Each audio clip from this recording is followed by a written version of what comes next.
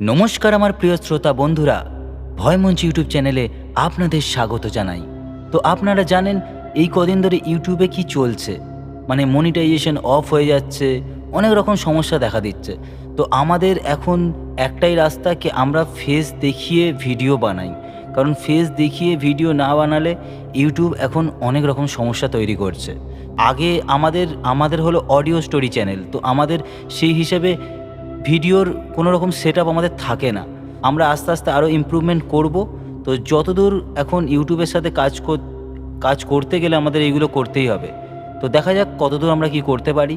তো এইভাবে আমরা অডিও স্টোরি স্টার্টিংয়ে নিজেদের ফেস দেখিয়ে এবার থেকে ভিডিও করব। আর এতে একটু সময় বেশি লাগবে, কারণ আপনারা জানেন এটা বেশ সময় সাপেক্ষ ব্যাপার। একটা কিছু করার নেই, এখন আমাদের এইভাবেই করতে হবে। তো আপনারা যেভাবে সাপোর্ট করেছেন এইভাবেই সাপোর্ট করতে থাকবেন।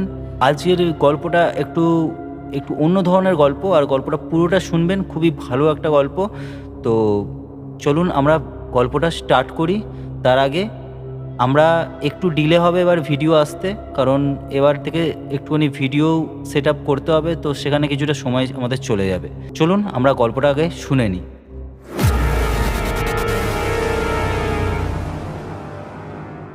সন্ধ্যা নেমে এসেছে, আর তার মধ্যেই আবারও একবার রতন মণ্ডল ডেকে উঠতেই ভিড় ঠেলে এগিয়ে এলো কেউ একজন।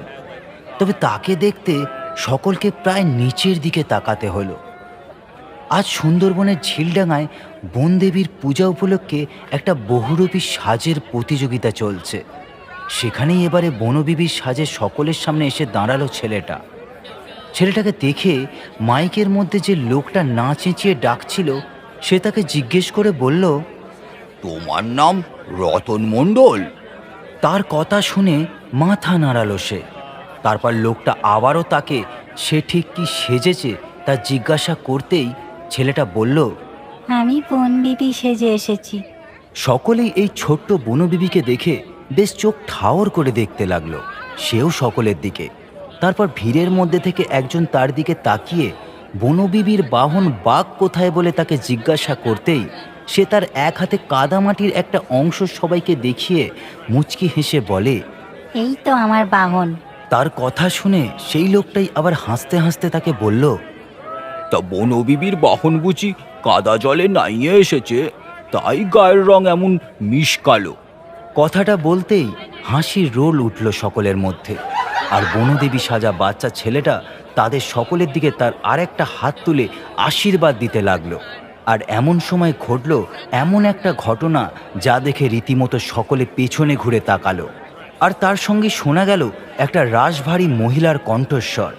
সে সেই বনবিবি সাজা বাচ্চাটার হাত ধরে চেঁচিয়ে বলল, ঘরে বাপটা অসুস্থ, আর একে দেখো পাড়া ঢলাতে বেরিয়েছে।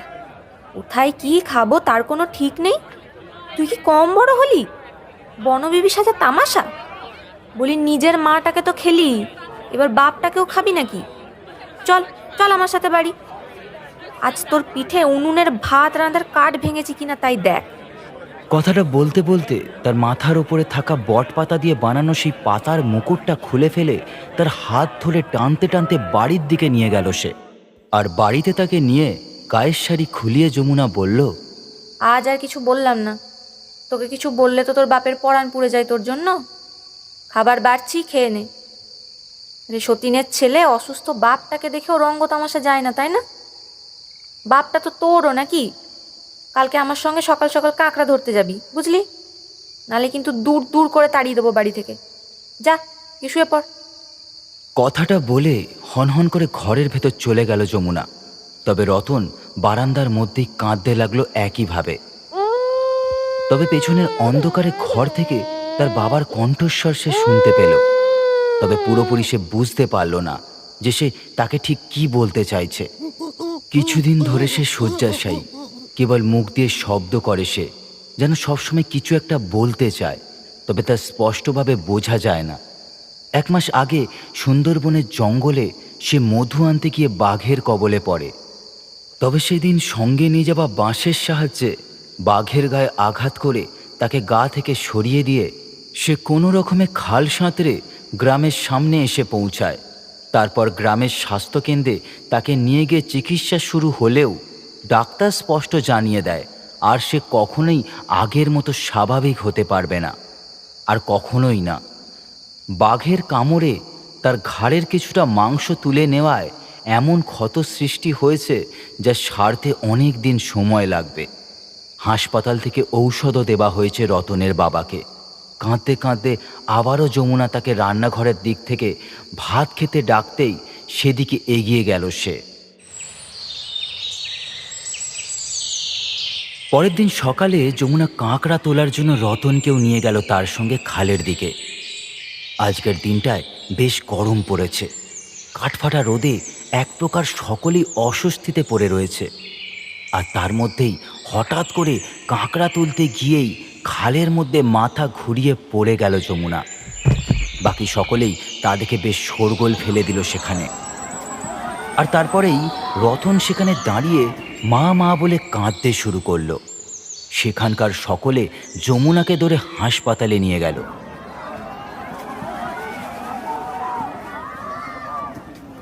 কিন্তু সেখানে তাকে নিয়ে যেতেই ডাক্তারবাবু বলল যমুনার সন্তান সম্ভবা এবং সে মা হতে চলেছে। ডাক্তারবাবুর এত বড় কথাটার মানেটা বুঝতে না পারলেও চেনা জানা আশেপাশের লোকেদের থেকে রতন বুঝতে পারল তার কোনো ভাই বা বোন হবে। ডাক্তারবাবু হাসপাতালের ভিড় কমাতে বলতেই পাড়া প্রতিবেশীদের সঙ্গে বাড়ি ফিরে গেল রতন। হাসপাতালে বেডে শুয়ে দুশ্চিন্তা করছিল যমুনা। একে তার সংসারের এই অবস্থা, তার মধ্যে নতুন সদস্য, আরও বড় এক ঝড় যেন এসে উপস্থিত হলো তার মনের মধ্যে। এমন সময় সে দিশেহারা কণ্ঠে নিজের দুটো চোখ বুঝে নিয়ে বলল, হে মা বনবিবি, এই সময়ে কিনা খুশির খবর দিলে। এই অভাগী এখন কোন চুলোয় যাব, কি বা খাবো কে জানে। কথাগুলো ভাবতে ভাবতেই হাসপাতালের পাশের ঘর থেকে একটা জোরালো কান্নার শব্দ শুনতে পেল যমুনা। আর আওয়াজটা ঠিক কার তা ঠাউর করতেই যমুনা বুঝতে পারল তা তার প্রতিবেশী সাধনার। কিন্তু সে এভাবে কাঁদছেই বা কেন? এমন সময় হঠাৎ সে কেন কাঁদছে তাও অবশ্যই বুঝতে পারল যমুনা। আর শুনতে পেল তার বলা সব কথাগুলো। সাধনা তো আগে থেকেই সন্তান সম্ভবা ছিল, আর মাসও প্রায় হয়েই এসেছিল সন্তান প্রসবের। তাহলে সাধনার বাকি কথাগুলো কানে যেতেই যমুনা এবারে যেন খানিকটা বুঝতে পারল যে তার ঠিক কি হয়েছে। সাধনা চিৎকার করে বলছে তার বাচ্চাটাকে ডাক্তাররা মেরেছে, না হলে তার বাচ্চাটা বাঁচত। তার বাচ্চাকে জোর করে হাসপাতালের ডাক্তার নাকি খুন করেছে। এরপরেই তার স্বামী নয়নের কণ্ঠস্বর শুনতে পেল যমুনা। সে তাকে থামবার জন্য বলতেই সাধনা থেমে গেল। কিন্তু তার কান্নার শব্দ একটানা শোনা যেতে লাগলো, আর সেই কান্নার শব্দটা ক্রমশ বেরিয়ে যেতে লাগলো হাসপাতালের বাইরে। আর তাতেই বুঝতে পারল যমুনা যে তারা হাসপাতাল থেকে বাইরের দিকে বেরিয়ে যাচ্ছে। পরের দিন হাসপাতাল থেকে ছুটি পেল যমুনা। আর এরপর কেটে গেল আরও কয়েকটা দিন। আর এর মধ্যেই একদিন অদ্ভুতভাবে তাদের বাড়িতে দেখা করতে এলো তাদের প্রতিবেশী সাধনা। আর তারপরেই সে কি একটা বলে সেখান থেকে চলে গেল তার বাড়িতে। আর তার 2 দিনের মধ্যে ঘটে গেল আরও একটা ঘটনা, যা বোধহয় এই বাগডুমুর গ্রামের কেউই আশা করেনি। গ্রামের দক্ষিণের বাদাখালের মধ্যে থেকে পাওয়া গেল মুন্ডুবিহীন একটা বাচ্চার মৃতদেহ। প্রথমে সেই মৃতদেহটা ঠিক কার সেটা নিয়ে শোরগোল পড়ে গেল। সেখানে ভিড় করে দাঁড়াতেই তাদের মধ্যে থেকে যমুনা শনাক্ত করল যে দেহটা কার। সে চিৎকার করে কাঁদতে কাঁদতে বলে, ওটা আমার রতনই হবে। কাল সন্ধ্যে থেকে রতনের কোনো খোঁজ নেই। ছেলে আমার বাড়ি ফেরেনি। ওই তো পোশাক দেখে বুঝতেও পারছি ও আমার রতন। তুমি আমার কোন সর্বনাশ করলে গো। আমার ছেলেটাকে কেড়ে নিলে। হতে পারে আমি ওর নিজের মা নই, কিন্তু তাই বলে ওকে তো কখনো দূরে পাঠাইনি। কি করে হলো আমার সর্বনাশ। নির্ঘাত আমার ছেলেটাকে বাঘে টেনেছে, না হলে কুমিরে। কি সর্বনাশ হলো গো আমার। যমুনার কান্নায় যেন উপস্থিত সকলেই খানিকটা অস্বস্তিতে পড়ে গেল। তবুও তারা খাল থেকে রতনের সেই দুর্বিসহনীয় দৃশ্যের মৃতদেহটাকে খালের জল থেকে তুলে নিয়ে এলো। কিন্তু রতনের মাথাটার আর কোনো খোঁজ পাওয়া গেল না। অবশ্য তা পাওয়া যাবেই বা কী করে, বাঘে নিয়ে গেছে তো। এরপর সেখান থেকেই কয়েকজন ছুটে গেল বন দপ্তরের দিকে বিষয়টা জানানোর জন্য। আর তারপরেই গ্রামের খালের যে প্রান্তটা খানিকটা শুকনো হয়েছিল সেখানেই তাকে দাহ করার ব্যবস্থা করে সকলের মধ্যে থেকে আগুনের লেলিহান শিখা ঊর্ধ্বগামী হয়ে আকাশকে এক প্রকার অদৃশ্য বন্ধনে ঘিরে মিলিয়ে যেতে থাকে যেন ধীরে ধীরে। তারপর সকলেই ফিরে যায় সেখান থেকে। জ্বলতে থাকা আগুনটা নিভে এসেছিল এমন সময় হঠাৎ সেখান থেকে মাথাবিহীন রতনের শরীরটা উঠে দাঁড়ালো যেন সেই চিতা থেকে। তারপর সেখান থেকেই সে ছুট লাগালো জঙ্গলের দিকে হাসতে হাসতে। আর তারপর তার কণ্ঠের সেই হাসির শব্দ যেন গোটা জঙ্গলময় ভেসে বেড়াতে লাগলো। এরপর ধীরে ধীরে আবার সব স্বাভাবিক হয়ে গেল। শুধু সুন্দরবনের জঙ্গলের সেই বাদা খালের মধ্যে থেকে কে যেন একটা লালচে চোখে এক দৃষ্টে তাকিয়ে রইল জঙ্গলের বাইরের সেই লোকবসতির দিকে, যেন সে হিংস্র বাঘের মতোই ক্ষুধার্ত, আর সে কাউকে খুঁজে চলেছে একভাবে।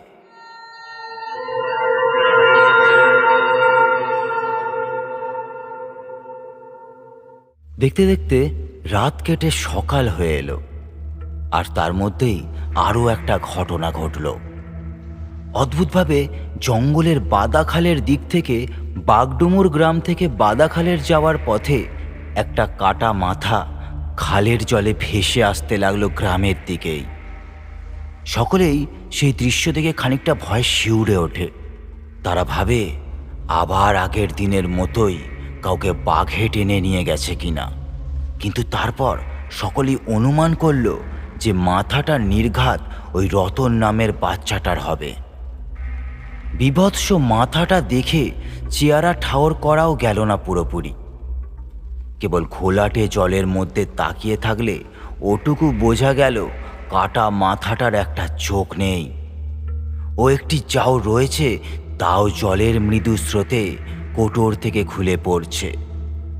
আর জলের স্রোতে আরও ভালোভাবে যারা তাকিয়েছিল তারা দেখতে পেল আরও দুজোড়া দাঁত বেরিয়ে আছে সেই মাংসবিহীন ঠোঁটের নিচ থেকে। এরপরেই হঠাৎ জলের মধ্যে যেন একটা বুদবুদ উঠে ধীরে ধীরে সেই মাথাটা ডুবে গেল জলের নিচে। তারপর আর কেউ সেটা দেখতে পেল না। কোথাও যেন চোখের নিমেষে সেটা মিলিয়ে গেল। আজকেও গতকালের মতোই গরম, কিন্তু গরম থাকলেও পেটে দুহাতা গরম ভাতের আশায় হরি আর সলিলকে যেতেই হলো জঙ্গলের ভেতরে। দিনের আলোয় জঙ্গলে ঢুকলে সেই বন দপ্তর থেকে অনুমতি নাও, কিছু পয়সা কড়ি দিয়ে তারপর ঢোকো জঙ্গলে। কিন্তু রাতের বেলায় চুপিসারে জঙ্গলে ঢুকে মাছ ধরতে তো কোনো অসুবিধা নেই। আর তাছাড়া সুন্দরবনের সব খালে বন দপ্তরের অফিসারেরা আসতেও পারে না। তবে খাল দিয়ে এগোতে এগোতে বাঘের একটা গর্জন শুনে ভয়ে যেন সিঁটিয়ে গেল তারা দুজন। তাহলে কি আশেপাশে কোথাও বাঘ রয়েছে? জগার সলিল মনে মনে মা বনবিবিকে স্মরণ করে দ্রুত বেগে নৌকার লগি ঠেলে জঙ্গলের অন্যদিকে এগিয়ে যেতে লাগলো। সলিল জগাকে বলল, শুনলি তো জগা, বাবুর ডাক কেমন ধারা জোর দিয়ে একটা ডাক দিল, ভয়ে একেবারে পরাণ খান বেরিয়ে যাইতো। চল, আমি বলি কি, জঙ্গল থেকে এখন বেরিয়ে যাই। কোথায় কোন বিপদ লুকায় আছে। মাছ তো খাওয়ানোর জন্য দরকার, কিন্তু যদি পরাণটাই চলে যায়। চল জগা, আমরা বরং কালকে মাছ কিনে নেবো আড়তের মালিকদের থেকে, তারপর ওখান থেকে বেচে দেব। তার কথা শুনে হাসতে হাসতে জগা বলল, ধুর, তুই ভীতু তো ভীতুই থেকে গেলি রে সলিল। কম দিন হলো নাকি যে নদীতে মাছ ধরতে আসি। আর রইল বাবুর কথা, সে একখান ডাক দিয়ে কোথায় যে চলে গেল তার কোনো ঠিক নাই। এখন মাছ ধর চুপচাপ, জাল ফেলবো কিছুক্ষণের মধ্যে। এখন কথা আছে জানিস রে সলিল, বাপে কই তো আমারে সব সময়, বাপ যে কাজ করবি মন দিয়ে করবি, ভুলচুক করলেই সেই কাজে মন না লাগাইয়া করলে সফলতা আসে না। বাবুর ভয় থাকলে আর ঘরের মানুষগুলাকে কি খাবো রে সলিল, বল আমাকে তুই। আর আড়তের মালিকের থেকে মাছ কিনবার মতো পয়সাও তো নাই, তাহলে কি করেই ও মাছ কিনবো আর বেচবো? চল, এতটা গায়ের খাটনি করে যখন এসেছি তখন খালি হাতে আর ফিরমু না রে বেটা, লগি ঠেল। সলিল যেন জগার কথায় খানিকটা সাহস ফিরে পেল। সে লগি ঠেলতে লাগলো জোরে জোরে, আর তার মধ্যেই একবার চোখ ঘুরিয়ে ঘুরিয়ে দেখে নিল গোটা জঙ্গলটাকে। সত্যি রাতের জঙ্গল যেন তাদের ভীষণ অবাক করে, যেন নিশ্চল রাত্রি নেমেছে গভীরতার মধ্যে। কোনো শব্দ নয়, কেবল খালের দুদিকে নুইয়ে আছে গাছগুলোর পাতা। তারা যেন ঘুমে বিভোর, আর জঙ্গলের এই নিশ্চল ঘুমের প্রহরী হয়ে শুধু নৌকার লগি ঠেলে যেতে লাগলো। তবুও সতর্ক দৃষ্টি নিবদ্ধ রাখে তারা, যখন তখন বাবুর আনাগোনা হতে পারে। আকাশে চাঁদ আছে, তবে তাও বারবার করে ঢেকে যাচ্ছে মেঘের প্রলেপে, তাই বিস্তীর্ণ আধার থাকছে না। তবে জঙ্গলের গভীরতা ভেদ করে বোধহয় সব জায়গায় সে আলো এসে পৌঁছাচ্ছে না।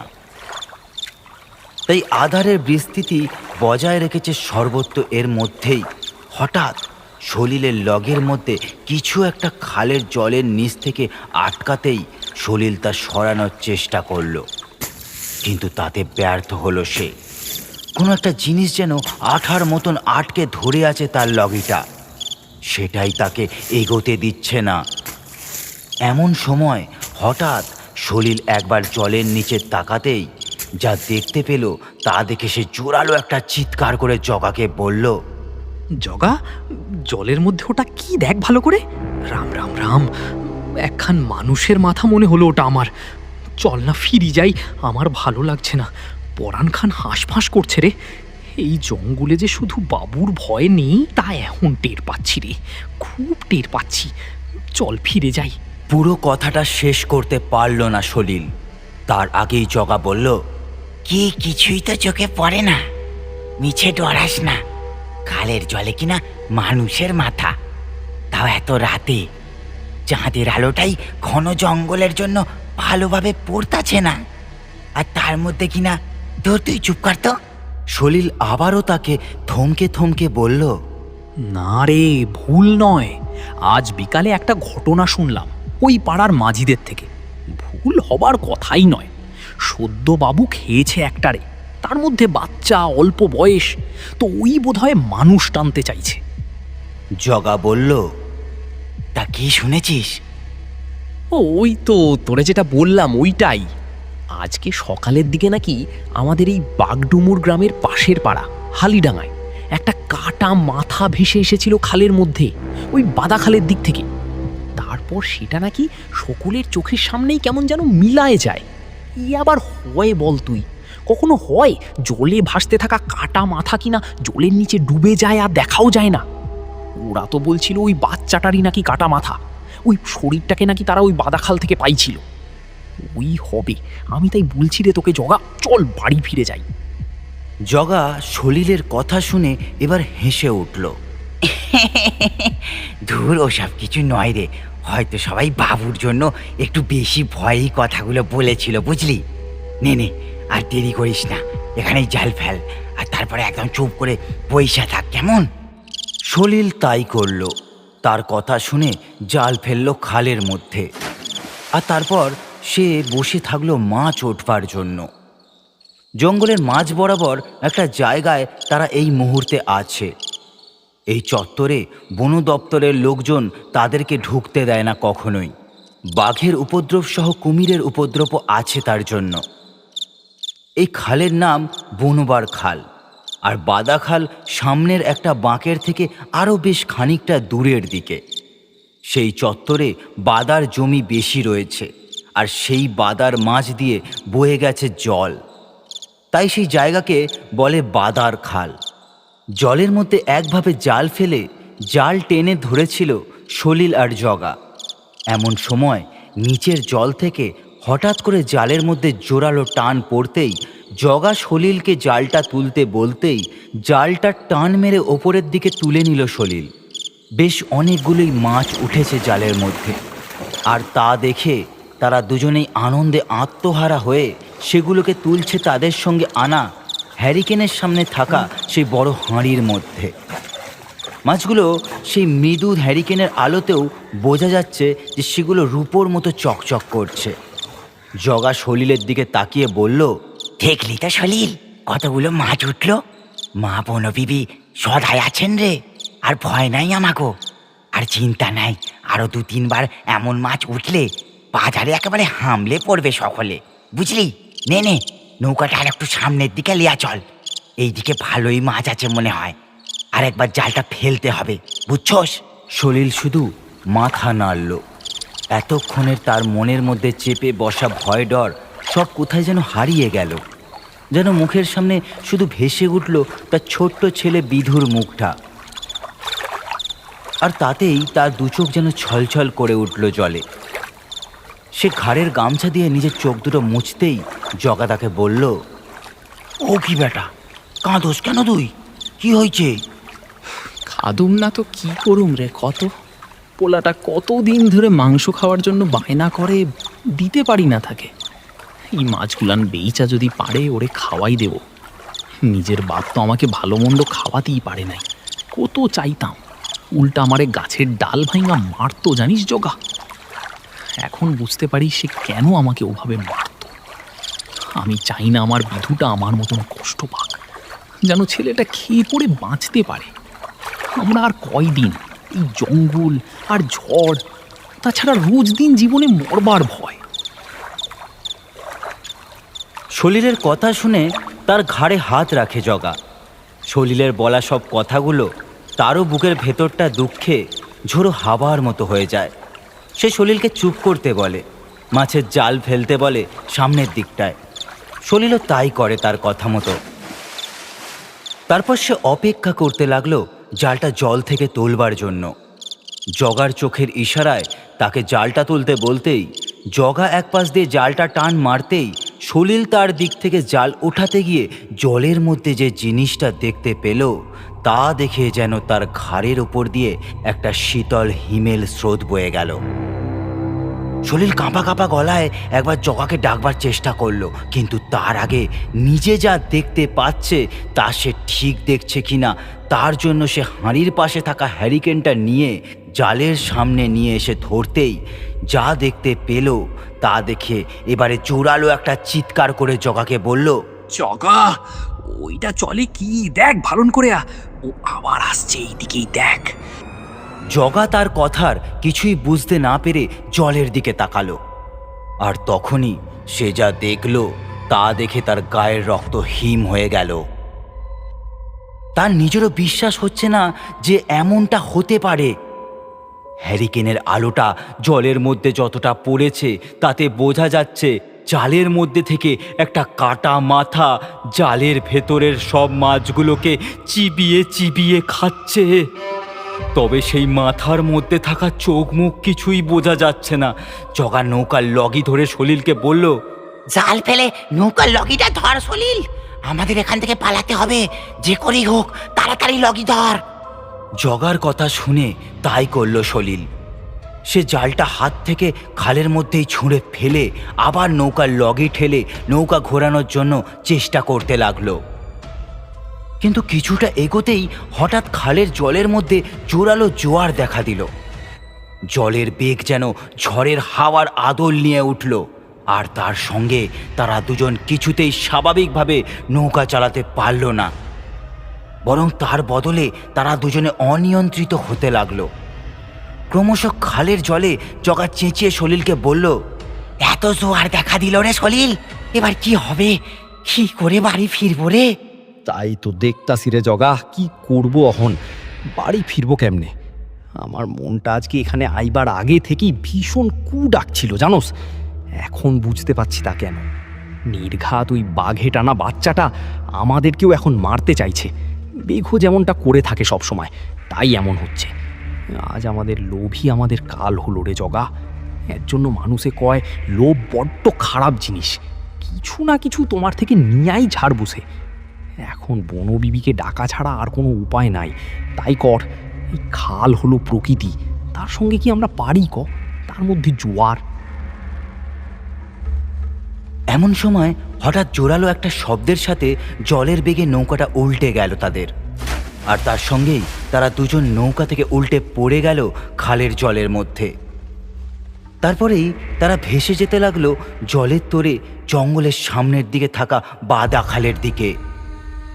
জগার সলিল সাঁতার কাটবারও চেষ্টা করলো, কিন্তু তারা যেন তাতেও ব্যর্থ হয়ে গেল।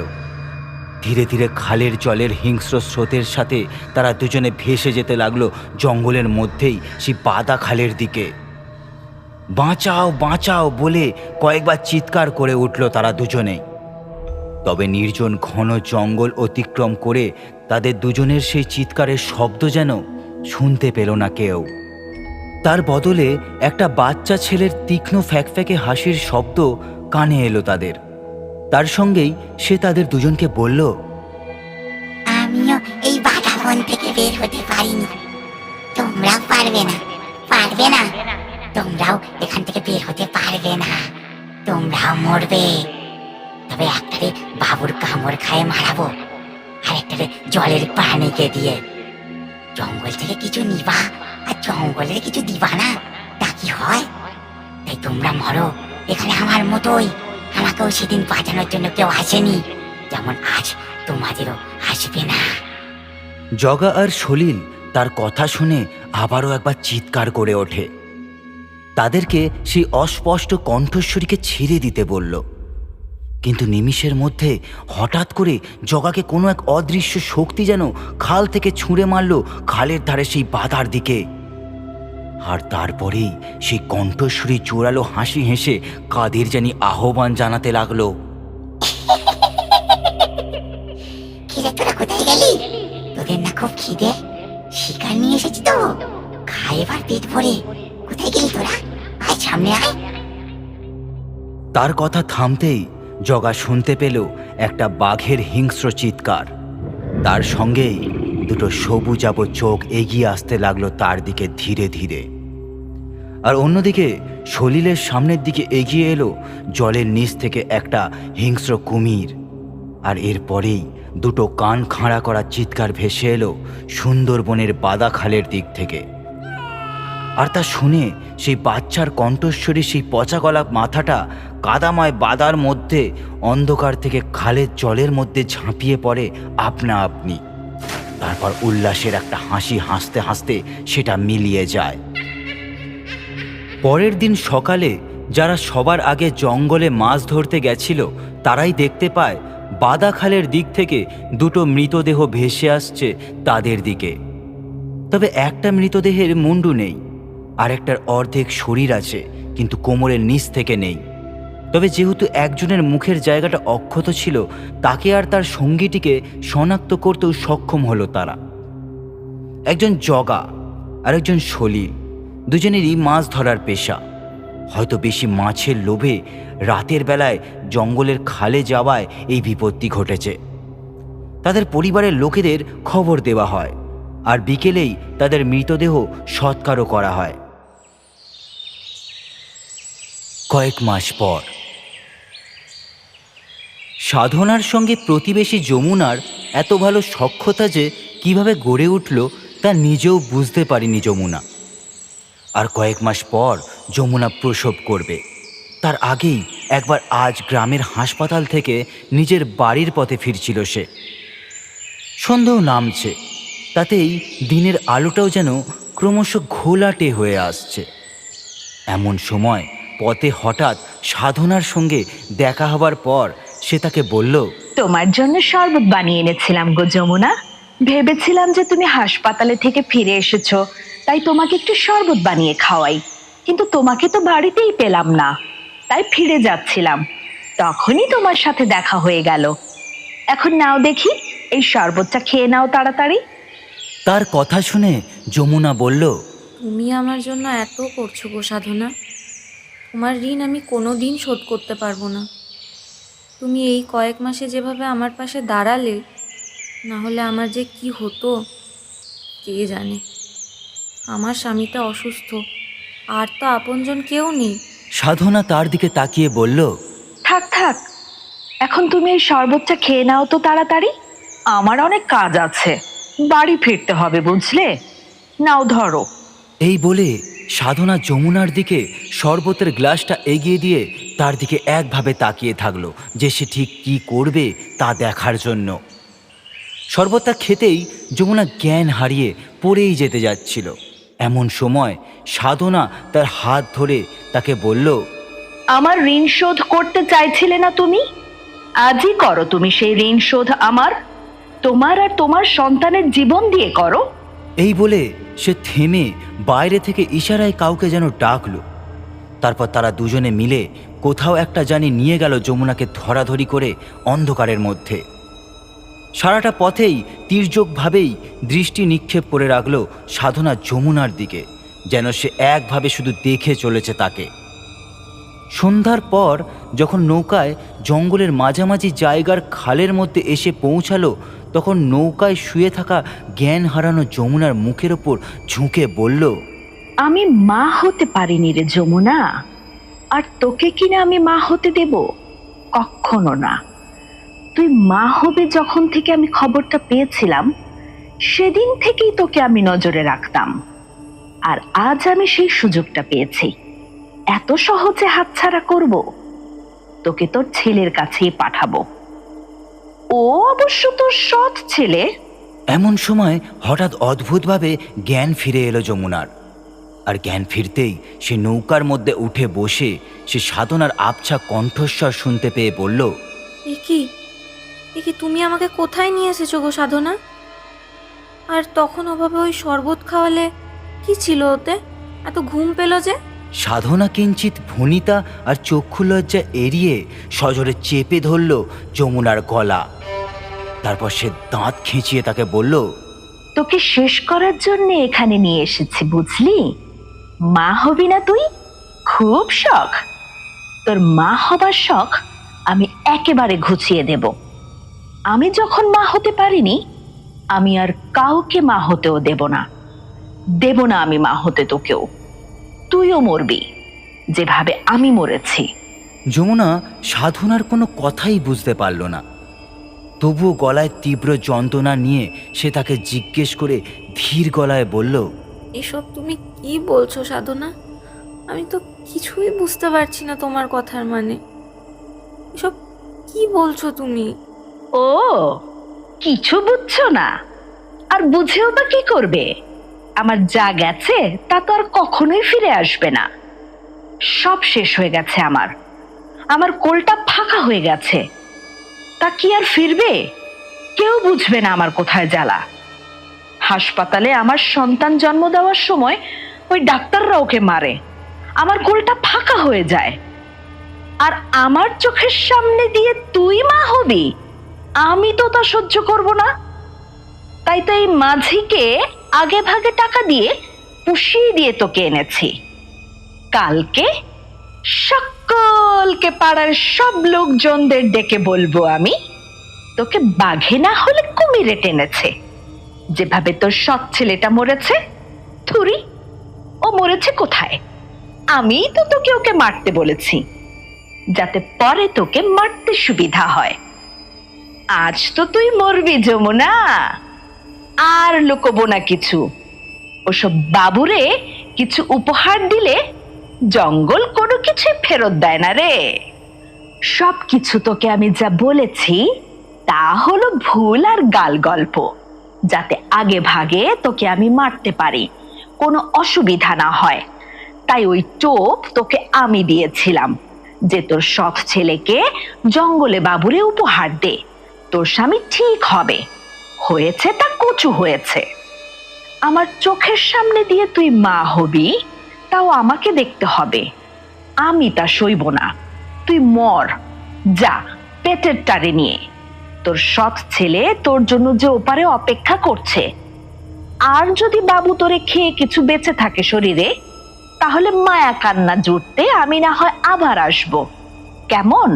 এখন যা, তুই মর। কথাটা বলে খালের জলের দিকে সাধনা যমুনাকে টেনে ফেলতেই যাচ্ছিল, এমন সময় হঠাৎ তার ঘাড়ের পাশ দিয়ে একটা নিঃশ্বাস ফেলার জোরালো শব্দ হতেই খানিকটা চমকে উঠল সে।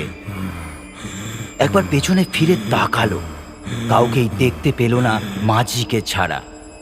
সে আবার সামনে তাকিয়ে যমুনাকে টানতে লাগলো একভাবে। যমুনার তার কথা শুনে এতক্ষণে যেন সব স্পষ্টভাবে বুঝতে পারছে সে যে সে চক্রান্তের শিকার। কিন্তু এখন কি করবে সে? নিজেকে আর নিজের সন্তানকে এই আসন্ন বিপদের হাত থেকে সে কি করেই বা বাঁচাবে? এমন সময় হঠাৎ খালের নিচ থেকে একটা বুদবুদ উঠতে শুরু করলো তাদের নৌকার ঠিক সামনে। আর তারপরেই সে খালের জল থেকে টেনে ধরল সাধনার একটা পা। সাধনা কিছুই বুঝল না কি হচ্ছে তার সঙ্গে, আর কেই বা জলের নিচ থেকে তার পা ধরে টানছে। সে বিস্মিত হয়ে কে কে করতে লাগলো শুধু। আর এরপরেই সে নৌকার অন্য প্রান্তে থাকা মাঝিকে ডাকতে লাগলো তাকে সাহায্যর জন্য। কিন্তু অপর প্রান্ত থেকে সেই মাঝির কোনো ডাক সে শুনতে পেল না। জলের নিচ থেকে কেবল একটা বাচ্চার ফিসফিসে কণ্ঠস্বর সে শুনতে পেল। খানিকটা রতনের গলায় সে তাকে বলল, কাকে খুঁজছো গো সাধনা কাকিমা? যাকে খুঁজছো তাকে তো আমি মেরে ফেলেছি, একটু আগে কুমির দিয়ে খাইয়েছি, আর এবার তোমাকে। সাধনা আমতা আমতা করতে করতে তাকে বলল, কে তুই? কে? আমি গো সাধনা কাকিমা, রতন। আমাকে ভুলে গেলে তুমি এত তাড়াতাড়ি? তোমার জন্যই তো আমাকে মরতে হয়েছে। তুমি না বলেছিলে আমার মাকে আমাকে এই সুন্দরবনের জঙ্গলের গভীরে বাদা খালের মধ্যে এসে আমাকে বাবুর কাছে ছেড়ে যেতে? তাহলে আমাদের সংসারের অভাব ঘুচে যাবে। বাবুরা নাকি মানুষ পেলে খুশি হয়ে আশীর্বাদ দেয়। সব শুধুমাত্র আমার মারে আর বাচ্চাটাকে মারার জন্য তোমার ষড়যন্ত্র ছিল, তাই না সাধনা কাকিমা? আর আজ আমার মতোই এখানে তুমি আমার মাকেও মারতে নিয়ে এসেছো, কিন্তু আমি তো তা হতে দেব না, তাই তুমি মরো। এই বলে নৌকা থেকে আবারও রতন তার পা ধরে হ্যাঁচকা টান মারতেই নৌকার মধ্যে থেকে জলের মধ্যে এসে ছিটকে পড়ল সাধনা। আর তারপরে সে খালের জলের মধ্যে থেকে ওঠার জন্য ছটপট করতে লাগলো। আর তার সঙ্গে সে চিৎকার করে বলতে লাগলো, ছেড়ে দে আমাকে, বাঁচাও কেউ, ছেড়ে দে আমাকে, আমি মরতে চাই না। রতন তার কথা শুনে হেসে বলল, কিন্তু মরতে তো তোকে হবেই রে আজ। কথাটা বলতেই খালের জলের নিচ থেকে দুটো কালচে হাত যেন টেনে নিয়ে গেল সাধনাকে। আর তারপর জলের মধ্যে শব্দ হতে লাগলো। আর তারপরেই খালের জলে ভেসে উঠল সাধনার মৃতদেহ। পরের দিন বাঘডুমুর গ্রামের খালপাড়ের বালির মধ্যে কয়েকজন মিলে জ্ঞান হারানো উদ্ধার করল যমুনাকে। জ্ঞান ফিরলেও সে কিছুই যেন ঠিকমতো মনে করতে পারল না। তারপর তাকে হাসপাতালেও নিয়ে যাওয়া হলো। তবে কিছুদিনের মধ্যে তার শয্যাশায়ী স্বামী পৃথিবীর মায়া ত্যাগ করে স্বর্গান্তরে গেলেন। এর 2 মাস পর সুন্দরবনেরই একটা সমাজসেবী সংস্থা তার দেখভাল করে তার সন্তান প্রসব করল। যমুনা তাকে বুকে আগলে বড় করতে লাগলো। আর একটা সমাজসেবী সংস্থা তার দায়িত্ব গ্রহণ করলো। সে কি ভেবে জানি তার সৎ ও আগের সন্তানের নামেই তার নাম রতন রাখল। আর সময়ের সঙ্গে যখন তার ছেলে বড় হতে লাগলো, তখন যেন আরও একটা জিনিস অদ্ভুতভাবে লক্ষ্য করল যমুনা। তার ছেলেও কেমন যেন রতনের মতো দেখতে হয়েছে, যেন তার হারিয়ে যাওয়া সেই রতন তার কাছেই ফিরে এসেছে আবার।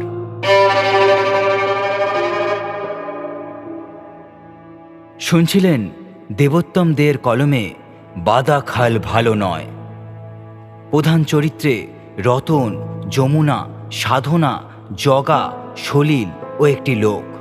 গল্প পাঠ রতন ও জগার চরিত্রে আমি অভিজিৎ, যমুনার চরিত্রে অর্পিতা, সাধনার চরিত্রে উমায়রা ও সলিলের চরিত্রে সুজিত। কেমন লাগলো আজকের গল্পটা অবশ্যই জানাবেন। আর আমাদের চ্যানেলে আপনারা প্রথমবার এলে চ্যানেলটা সাবস্ক্রাইব করে দেবেন। তাহলে দেখা হচ্ছে পরবর্তী একটি গল্পে।